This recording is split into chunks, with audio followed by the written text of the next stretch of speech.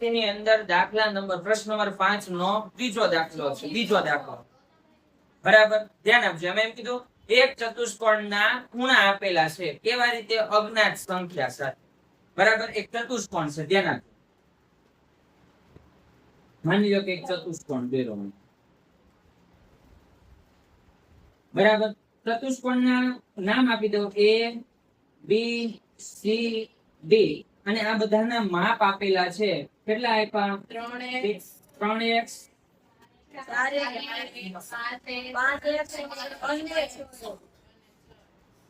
અને 6x. તમને અહીં એવી કીધેલું છે કે ચતુષ્કોણના 4 ખૂણા હોય, ચારે 4 ખૂણાના માપ તમને આપ્યા 3x 4x 5x અને 6x. તો ચારે 4 ખૂણાના માપ શોધો. તમને અજ્ઞાત સંખ્યા સાથે આપેલા છે. કેવી રીતે આપેલા છે? અજ્ઞાત સંખ્યા. હવે આપણને ખબર જ છે કે ચતુષ્કોણના ચારેય ખૂણાના માપનો સરવાળો કેટલો થાય? કેટલા થાય? ચતુષ્કોણના ચારેય ખૂણાના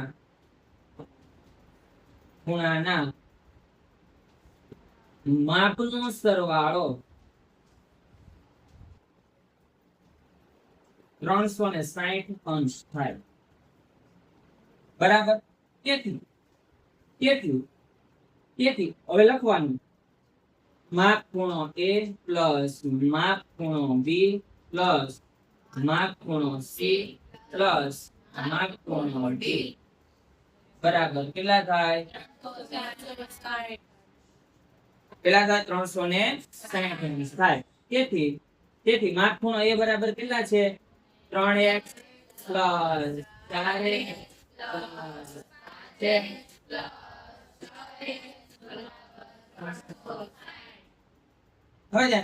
હવે બધાનો સરવાળો કેટલો થશે જોવો જોઈએ. તેથી 3 ને 4 7 7 ને 5 12 12 ને 6 18x થાય. 18x બરાબર 360. બરાબર હવે 18 ગુણાકારમાં છે એને બરાબરની પેલી બાજુ લાવો તો તેથી x બરાબર 360 18 2 36 એટલે 20 ગુણ્યા 36 કરો એટલે સોરી 18 20 ગુણ્યા 18 કરો એટલે કેટલા થાય? 360. 18 તો ઉડી ગયા. તો x ની વેલ્યુ મને કેટલી મળે? x બરાબર 20 અંશ મળે. કેટલી મળે? 20 અંશ મળે. હવે મારે ચારે 4 ખૂણાના માપ શોધવાના છે. તો કયા ચારે 4 ખૂણા? તો કે A B C D. બરાબર તો જો ધ્યાન આપો. તેથી માપ ખૂણો A બરાબર 3x. હવે x ની વેલ્યુ તમને 20 મળી ગઈ તો 20 ગુણ્યા 3 કરો તો જવાબ કેટલો આવશે? 60. બરાબર હવે ધ્યાન આપો. બીજો ખૂણો કયો છે? માપ ખૂણો B બરાબર કેટલા છે? 4x. x બરાબર 20 તો 4 ગુણ્યા 20 એટલે કેટલા થશે? 80 અંશ થશે. એમાં શંકરધરોમાં બે બાળકોને બહુ માથું દુખે છે. હા, બેને તો ફોન. હવે આની પછી છે ખૂણો માપ ખૂણો C બરાબર કેટલા છે? 5. હવે x ની વેલ્યુ તો 20 છે તો 20 પંચા કેટલા થાય? 100 થાય. બરાબર અને છેલ્લે લાસ્ટમાં માપ ખૂણો D બરાબર કેટલા છે? તો કે 6x. તો 20 ગુણ્યા 6 એટલે કેટલા થાય? આપણે 4 ખૂણાના માપ શોધવાના કીધા. તમને 4 ખૂણા તમારી સામે. દાખલો ગમે એ હોય તો તમને ગુણધર્મ આવડતા હોય ને તો દાખલો આવડે ને આવડે. આમાં ગુણધર્મ કયો? એક જ ગુણધર્મ લાગ્યો કે ચતુષ્કોણના 4 ખૂણાના માપનો સરવાળો 360 થાય. તમને અજ્ઞાત સંખ્યામાં તો 4 માપ આપેલા છે. બરાબર સરવાળો કર્યો કીધું હતું એટલે સરવાળો કર્યો એટલે 18x મળે. એટલે મને x મૂલ્ય મળ્યો કોનું? x મળ્યો. x ઉપરથી આપણે ચારે 4 ખૂણાનો માપ મેળવ્યો. બરાબર પછી આની પછીનો ત્રીજા નંબરનો દાખલો છે. હા કે આમાં જો કઈ કરવાનું હતું નહીં. 3 ગુણ્યા x 3x છે કે નહીં? 3 ગુણ્યા x તો x ની વેલ્યુ કેટલી આવી? કે 20. તો 20 મૂકી દો તો 20 તેરીને 60. આવી રીતે 4x છે તો 4 ગુણ્યા x એટલે 4 નો અને x નો ગુણાકાર. x ની વેલ્યુ તો 20 છે તો 20 અને 4 80 થઈ ગયા. આવી રીતે કરવાનું. બરાબર. ચાલો હવેનો દાખલો છે ત્રીજા નંબરનો દાખલો. ધ્યાન આપજો. ત્રીજા નંબરના દાખલામાં શું કીધેલું છે?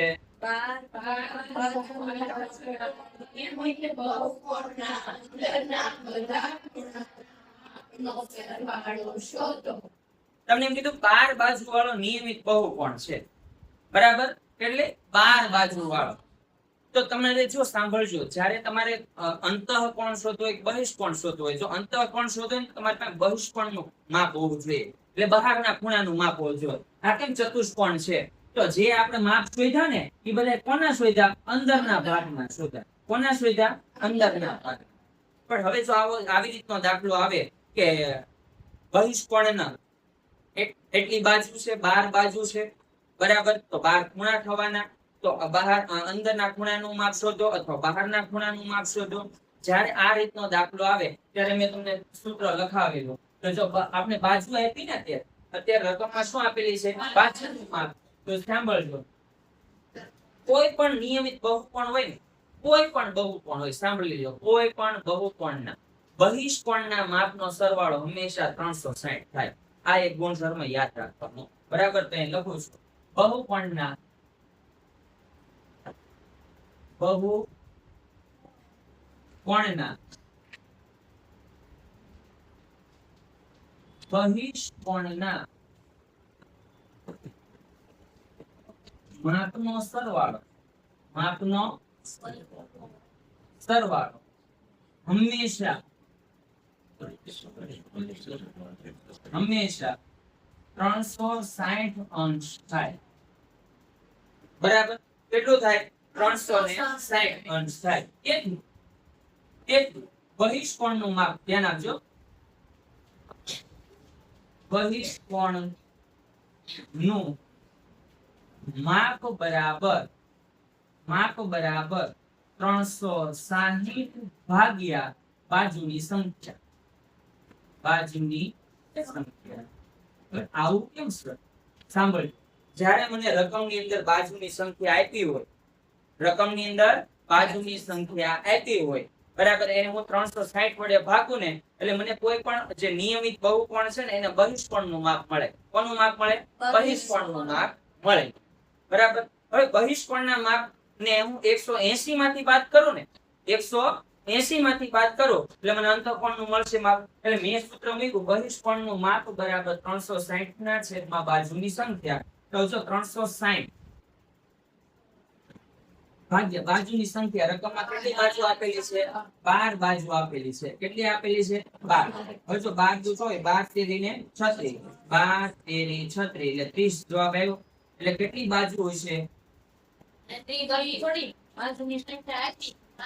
30 અંશનો ખૂણો. સોરી, આપણે બાજુ ખૂણાનું માપ મેળવ્યું. એટલે કેટલા અંશનો ખૂણો છે? બહિષ્કોણ કેટલાનો છે? 30 નો છે. સાંભળજો, બહિષ્કોણ કેટલાનો છે? 30 નો છે. એટલે કોઈ એવો બહિષ્કોણ છે જેનું બહારના ભાગના ખૂણાનું માપ 30 છે તો અંદરનો કેટલું થાય? હવે સાંભળજો, મેં એકવાર આવી રીતે તમને આકૃતિ દોરીને સમજાવ્યું હતું. સપોઝ કે હું અત્યારે પંચકોણ લઈ લો. કેટલાને લઈ લો? ધારી લો મેં પંચકોણ લીધો. પંચકોણના બહિષ્કોણનું માપ ધારી લીધો. ધારો કે બહારનું માપ કેટલું છે? 30 અંશ છે. તો અંદરનું, તો આપણે એવો નિયમ ભણ્યા કે એક જ રેખા ઉપર બનતા બે ખૂણા રેખિક જોડના ખૂણા કહેવાય. કોના ખૂણા કહેવાય? રેખિક જોડ.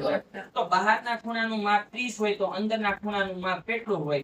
તો રેખિક જોડના ખૂણાનો રૂલ છે પાછો કહી દઉં છું. રેખિક જોડાનો ખૂણા શું થાય? એક રેખા ઉપર બનતા બે ખૂણાના માપનો સરવાળો 180.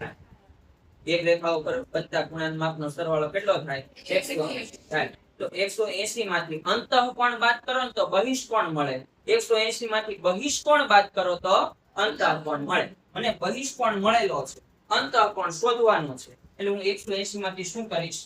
બાદ કરીશ. તો અહીંયા આવી રીતે લખી શકાય, અંતઃકોણ બરાબર 180 માઇનસ બહિષ્કોણ. હવે 180 માંથી કેટલા બાદ કરીશ? 30 અંશ બાદ કરીશ તો મને જવાબ કેટલો મળશે? કેટલો મળશે? 150 અંશ. એટલે અંદરના ખૂણા કેટલાનો હશે? 150 અંશનો ખૂણો બનાવતો છે. જે આકૃતિ છે કે માને અંદરનો ખૂણો એ ડી છે તો ડી કેટલાનો છે? 120 નો છે. તો કોઈ આપણી પાસે એવો નિયમિત બહુકોણ હશે જેના અંદરના ખૂણાનું એક ખૂણાનું માપ કેટલું હશે? 150 હશે. કેટલું હશે? 150. બરાબર. એટલે યાદ રાખજો, ગુણધર્મ તો આવડતા જ હોવા જોઈએ. એવું નથી કે ગુણધર્મ ખાલી ધોરણ 8 પૂરતી છે. ધોરણ 9 માં પણ આવશે, 10 માં પણ આવશે. બરાબર. ભૂમિતિ બધે જ આવે છે. એટલે ખાસ યાદ રાખજો, ગુણધર્મ ભૂલાવા જોઈએ